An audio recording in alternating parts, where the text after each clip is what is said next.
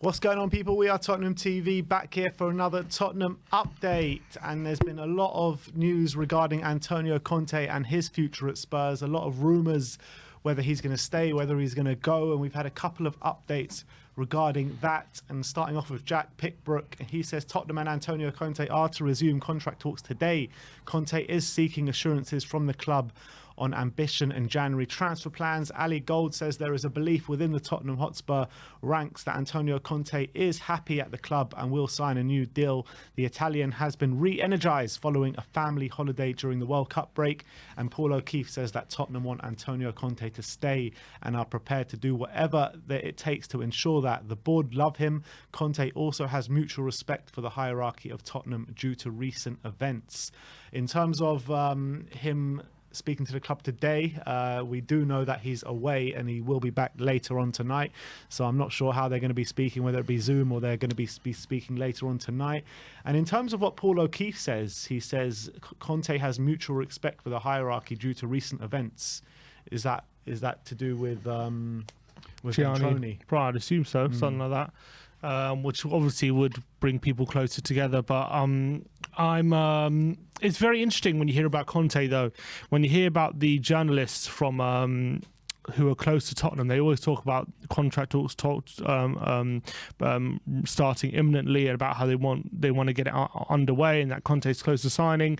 And when you hear about journalists from Italy and like Di Marzio or Romano, they all say that he's going to wait till the summer to confirm any signing of any contract. He's going to wait until he's being backed by Tottenham, all these kind of things. So it's interesting to know which kind of side to believe and which side is ultimately telling the truth.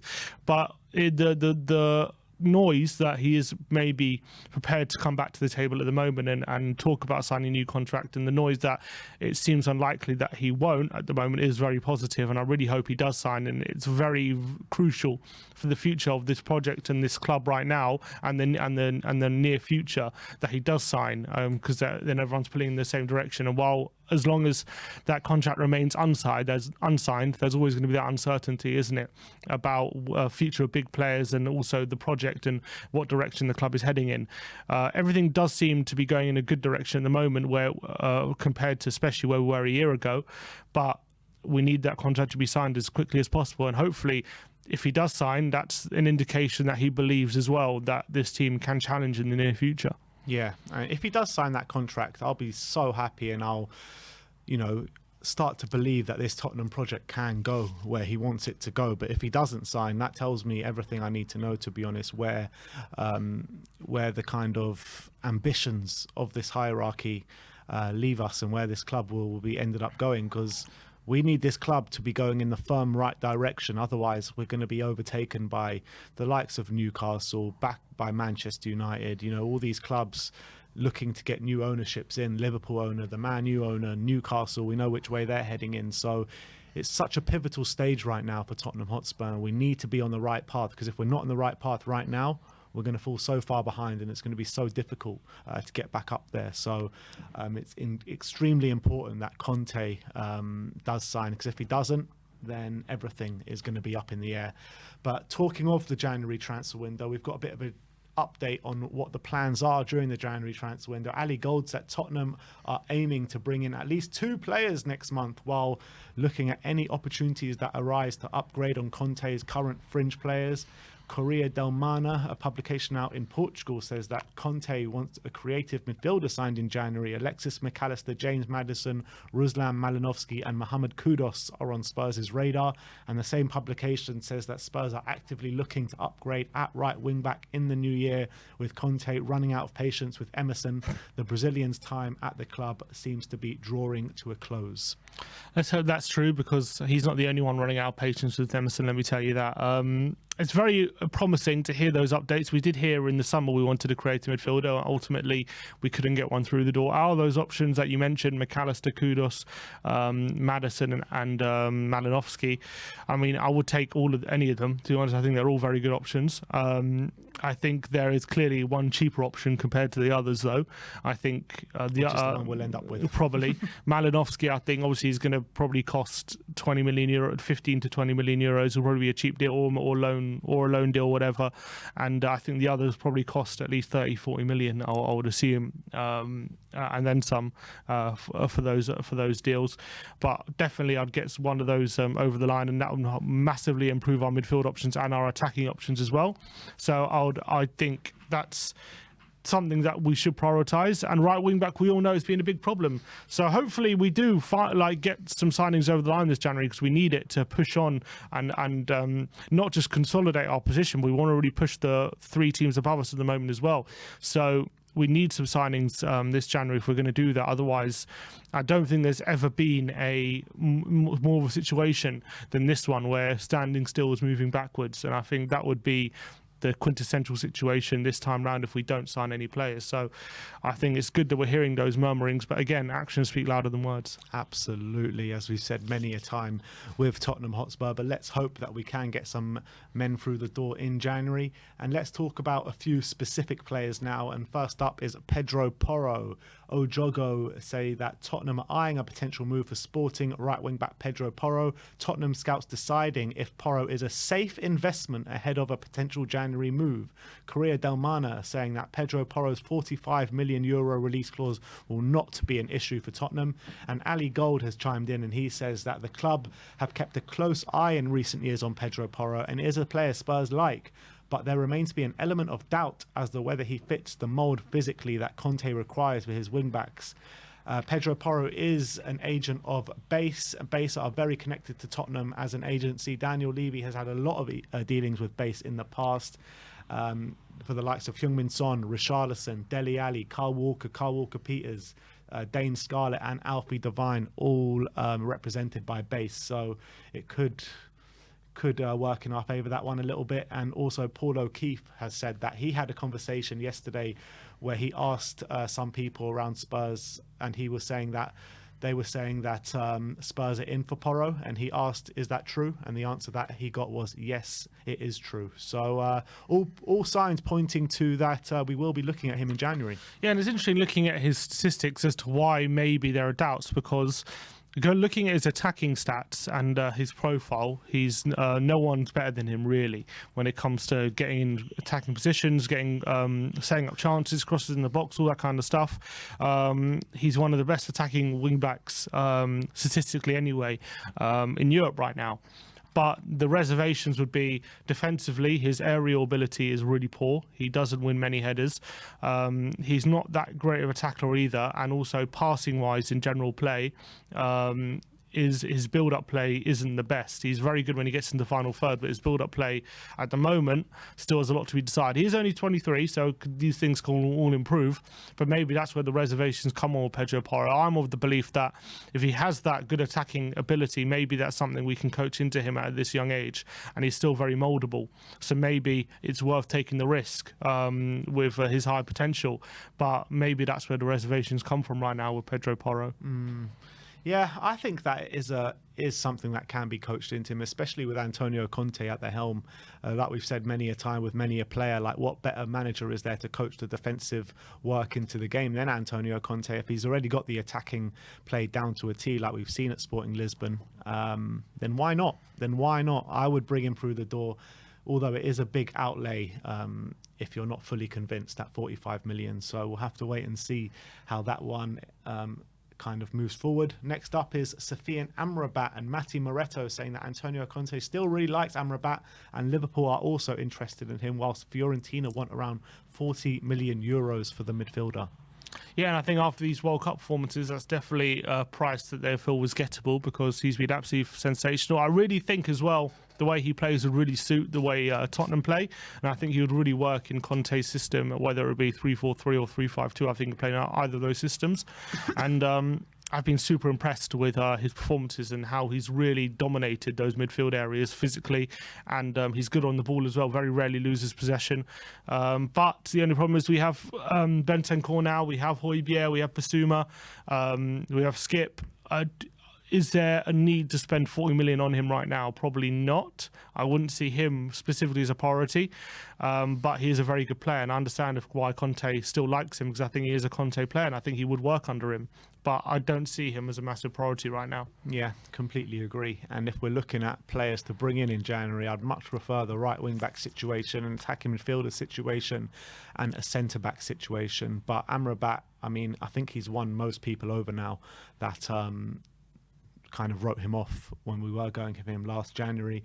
But next up, we're going to talk about Skov Olsen, a publication out in Denmark saying that Tottenham Hotspur are considering a move for Club Brugge star Andreas Skov Olsen in January. I mean, I haven't seen much of him, but I had a keen eye on him during the World Cup, and I just really wasn't that impressed. Obviously, Denmark had a really poor World Cup, and I think he as well had a pretty poor World Cup.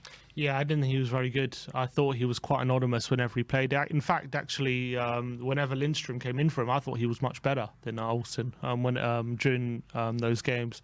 I was interested in reading reading a scouting watch by Nathan Clark on Twitter from the Extra Inch, and he says he's taken a look at Skov Olsen, he likes him, but he profiles a lot better as a wing back than he does as maybe a winger, and maybe is one who, if we could develop him in that role, could be a lot more effective than him playing as a winger. Obviously, that's not where he plays right now, but maybe that's something to consider for him if we do end up signing him. But he did play as a winger. For Denmark, and I wasn't too impressed with him on the big stage. But maybe it's just one of those things where he's a young winger, and it kind of got the occasion got better for him. Doesn't mean he can't improve in the future. Yeah, and also, like, you can't really earmark many Denmark players that really had a good World Cup. They were all pretty poor, and they were poor as a team, weren't they? And they kind of crashed out in the early stages. So maybe you don't read too much into that. But again, we'll see if anything develops from that news. Next up, though, we're going to talk about Bryan Gil, and Estadio Deportivo are saying that Cadiz could enter the race to sign Bryan Gil on loan from Tottenham in January. We obviously knew at the back end of the summer transfer window we were trying to get him out the door if we could get a replacement in. So hopefully that's the case for this January. Yeah, I mean, he's done all right, to be fair to him, whenever he's been called upon in cameo appearances this season.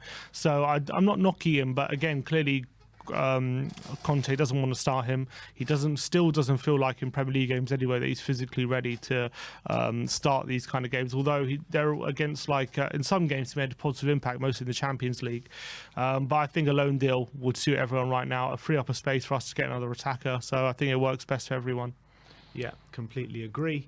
And now let's talk about the World Cup returnees. And Dan Kilpatrick says that Harry Kane is due a week off before reporting back to Spurs next Monday. The England captain will be aiming to quickly put his World Cup agony behind him at Brentford on Boxing Day.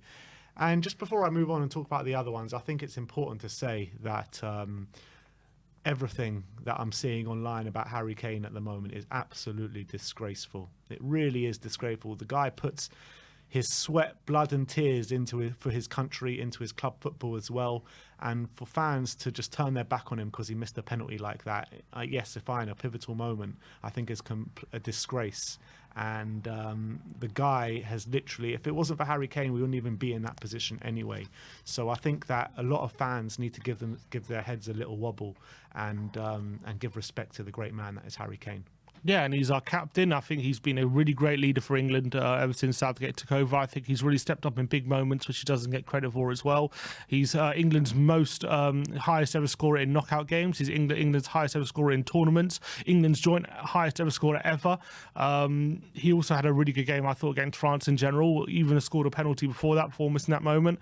And even before the quarter-final, I think The Guardian did a report that Kane was statistically the most abused player online out of the whole England team. And that goes to show that some of the attitudes towards him, and I think the knives were already out before he did miss that penalty. And it's a massive shame that he doesn't get the respect he deserves, because he's such a good player and he puts everything on the line for the team and he performs at such a high level, and he doesn't get the respect he deserves for the job he does for the team. And I'm glad that all the players seem to, and the coaching staff, obviously, they managed to realise what a job he does for the team. I mean, it's hard not to recognise, and I think most Spurs fans do as well, but it's such a shame that he has to go through what he does after missing that. Obviously, he's probably the most hurt of anyone after missing that penalty in that crucial moment, and to see some of the reactions to it is really disheartening. But we're obviously, as Spurs fans and as his football fans, we should be well behind him. We're always with Harry Kane. We believe in him. He'll come back stronger, as he always does, and he's going to be, for me, England's best ever player probably by the time he retires. Yeah, if not already. But let's back on the World Cup returnees. Rodrigo Bentancur and Pierre-Emile Højbjerg have already returned to Hotspur Way today, with HeungMin Son set to return on Wednesday. Harry Kane and Richarlison are due back on Monday. So pretty much by that Brentford game, we should have everyone back at Hotspur Way, apart from maybe the players that are still in the World Cup now, where it's Hugo Lloris, Christian Romero and Ivan Perisic. Yeah, and on the injury front, we haven't been too badly damaged by it. Obviously, Bentancur and Davis did pick up some injuries, but they're not going to miss too much football from that point of view, so it's not too bad. Kane, obviously, is going to come back injury-free. But from Kane's point of view, it's going to be interesting to see how he reacts to what happened at the World Cup. Is he going to come back firing with a point to prove, or is it going to be a bit of a hangover and it's going to take him a few weeks to get back into things? It remains to be seen how that penalty miss will have affected him. Obviously, he's going to have about 9-10 days off since that game, and hopefully it's enough time to get his mind clear. But it is going to be interesting to see how he reacts to that penalty miss. Yeah, absolutely. The psychological aspect of it is going to be massive, and we'll have to see how it plays out. I mean, I've got a feeling that it will take him a couple of weeks just to get back into the swing of things, because he was so distraught after that, and quite rightly so, and everything that surrounds it as well. Even like you've even got top pros like Jermaine Genius and people like that coming out and talking crap about him. So I think that everyone, not even just the football fans, but some of these journalists just really need to take a long look at themselves and think about who they're actually talking about here. And Harry Kane, someone that bleeds for England, bleeds for Tottenham, and always is there when they need him. So, but maybe getting back to the Spurs environment with Conte as well there, with a manager that shares his mentality. You know, if you remember when he came back from the Euros, I think a big part of it was, first of all, that disappointment losing the final, which clearly led to a hangover, but also he didn't really have that manager to play off. Nuno was at the helm, he wasn't really believing in him, and that probably didn't help his despair of losing the final as well. But having Conte there, someone who'll instill that belief immediately straight back into him, hopefully that will help. Yeah, I hope so. But like, again, if you remember at the end of those Euros, the majority of England players, if not all of them, had a hangover after that Euros, after losing in the final. And sometimes it's hard just to maneuver yourself around it, especially as it's so soon as well, and it's going to be so fresh in the memory. Literally, he's coming back a week after losing in that game and after missing that penalty. So it's going to take very strong character to come back. And he does have very strong character. Look, he does have it, but we've seen hangovers from him in the past. We've seen hangovers from other England players in the past. So hopefully he can put that all to one side and come back fit and firing, and with his head screwed on the right way, and start banging the goal straight away, because that's exactly what we need. But last but not least, we're going to talk about Troy Parrott, and Troy Parrott is back in training and working hard following his injury out on loan with Preston. He obviously missed a couple of months, or at least a month at the back end before the break. But Preston are actually going really well in the league. I think they're about 6th or 7th in the league. So they could do with Troy's firepower up front, and hopefully he can get back in the team and get back in the goals. Yeah, and it was really disappointing he got that injury, and it was disappointing as well that he started well, and his time at Preston, the goals dried up, and then he's ultimately found himself out of the team. But hopefully, maybe he'll be re-energised after the return from injury, and we'll see the best out of him, because he was performing really well, and I really believe he's got good quality. But at the moment, the circumstances aren't just lining up for him at the moment. Yeah, well, hopefully they will second part of the season. But that is your Tottenham update for today. Let me know in the comment section below if you have any thoughts regarding any of the news stories we brought to you today. Thank you everyone for watching. Like, subscribe and comment. And as always, come on you Spurs.